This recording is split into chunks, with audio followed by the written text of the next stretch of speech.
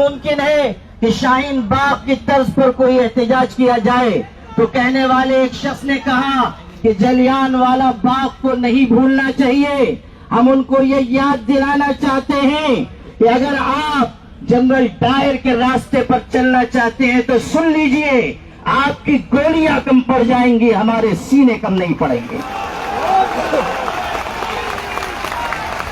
آپ کس کو دھمکی دے رہے ہیں اور آپ کس قوم کو مخاطب کر رہے ہیں کہ آپ یہ سمجھتے ہیں کہ مسلمانوں کو خون کی ننھی منی ندیوں سے ڈرا کر آپ اپنے ایجنڈے پر چل سکیں گے؟ سن لیجئے، ہم وہ ہیں کہ خون کے پہلے قلزم سے گزر کر بھی داستان عزم و عزیمت لکھ کر آپ کو دکھا دیں گے.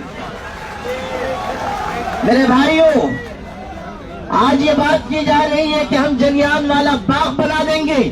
اس وقت کیا ہوا تھا میں یاد دلانا چاہتا ہوں. جب گولیاں چلائی گئی تو وہاں پر ہندو بھائیوں کی، سکھوں کی، مسلمانوں کی لاشیں ایک دوسرے کے ساتھ ملی ہوئی پڑی ہوئی تھی.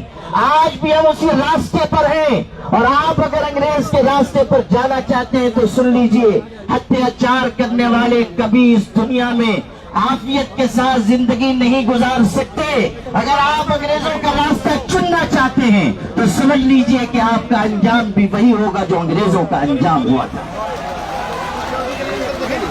آل انڈیا مسلم پرسنل اللہ بورڈ اس ملک کے مسلمانوں کا سب سے متحدہ اور مشترکہ پلیٹ فارم ہے.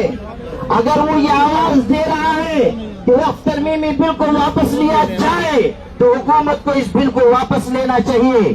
یہ مت سمجھیے کہ صرف چند ہزار مسلمان جمع ہوں گے اور بات مکمل ہو جائے گی. آل انڈیا مسلم پرسنل اللہ بورڈ آواز دے گا تو پورے ملک کے مسلمان بلکہ انصاف پسند شہری مسلم پرسنل اللہ بورڈ کی آواز کے ساتھ آواز ملائیں گے.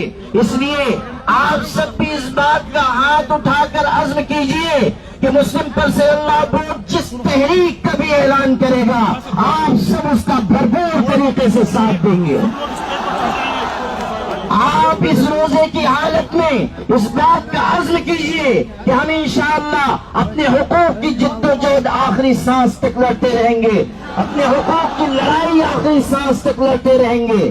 اس حقیقت کو ہمیشہ یاد رکھیے کہ اپنے حقوق کی آواز جتنی دیر سے اٹھائی جاتی ہے اتنی ہی زیادہ قربانیاں دینی پڑتی ہیں.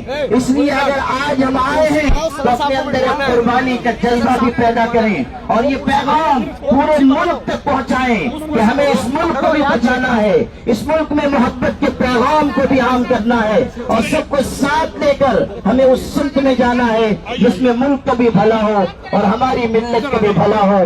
آپ کی یہ قیادت جو یہاں موجود ہے، اگر آپ اسے بوڑھی اور بزدل قیادت سمجھتے ہیں تو سن لیجئے، آج یہ یہاں بیٹھے ہوئے ہیں لیکن کل اگر اللہ نے ایسا موقع دیا کہ ہمیں اس لڑائی کو آگے بڑھانا پڑا تو آپ دیکھیں گے کہ یہ قیادت قلم اور کاغذ چھوڑ کر ہتھکڑیوں کا بھی استقبال کرے گی اور اپنے سینے کھول دے گی اور آپ کی لڑائی آخری سیڑھی تک لڑی جائے گی.